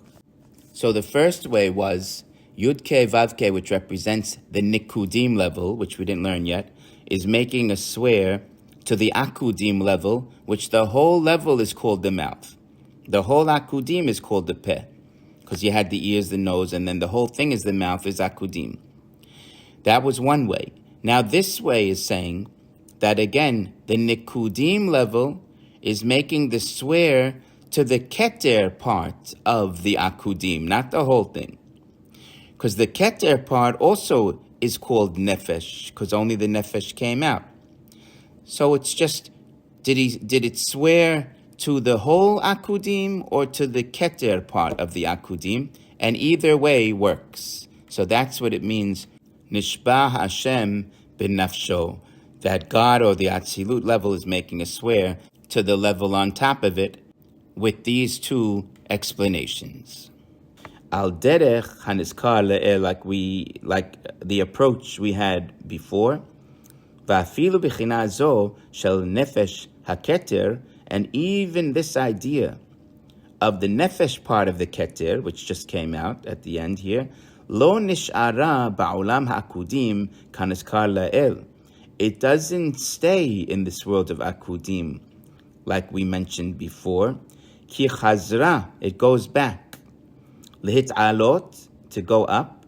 V'nish'ara divuka b'ma'atzila, and it stays clung or attached in its emanator, meaning where it went back into.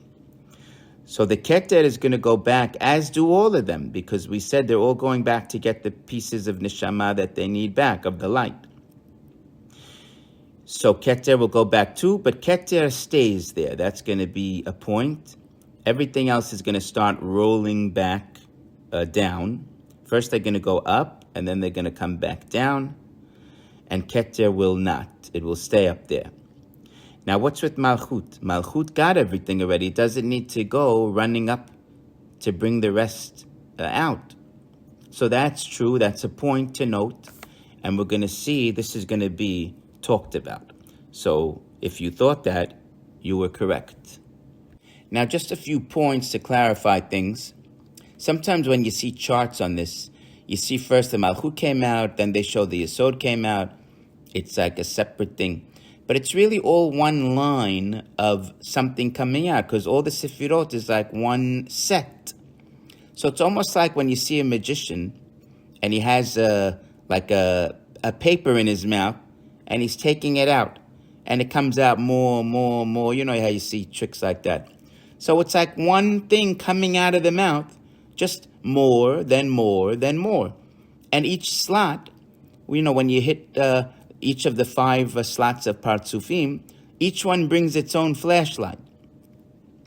So when more comes out and it has another flashlight, so now it sheds light on what was out before, which is now like on the bottom part, you see, or further out if you're pulling it out, or like a fruit roll up in a kid's mouth and he's taking it out, if he puts the whole thing in his mouth. Just picture like that the scene. And it's making the kelim this way because all these sefirot of the nefesh is going to come out, and then they're going to go up the dak part, the thin part, so to speak, the pure part, and leave behind the av part, the thick part, and that's going to then get more thick and more thick, turn into a keli. And of course, there's more to the story as we're going to move on. Now, making kelim, we said, I thought before this chapter we made kelim, when we said the ears didn't meet and the nose didn't meet, and then the mouth met, and there was a batasha, banging of lights, the surrounding and the inner, and that's how you made a keli. So we said one was really bekoach, in potential, and it really, came out befoal, in actuality, in this chapter. Like we said, it was made, but it didn't really come out to be seen. Like we said that as an explanation. That's one explanation. Another is that, the banging of lights is a way to make a vessel. So why we're saying here making the vessel is by half of it going up and then it solidifies. What happened to the banging of the lights? So again, one answer was in the potential. But another answer is you need both ingredients. When it banged the lights in the beginning, earlier, so it made it a certain thickness now. It made it a certain thickness, which was needed. Now you had to take this piece of light and separate the two halves. You see, so it's like one long process. It's just another way of explaining. Just in case if you wondered, why are we making vessels this way when we thought we made it the other way? So you have these as some of the answers. Anyway, as we move on, we're going to see what happens now that they all came out of the mouth, how they're all going to now go back.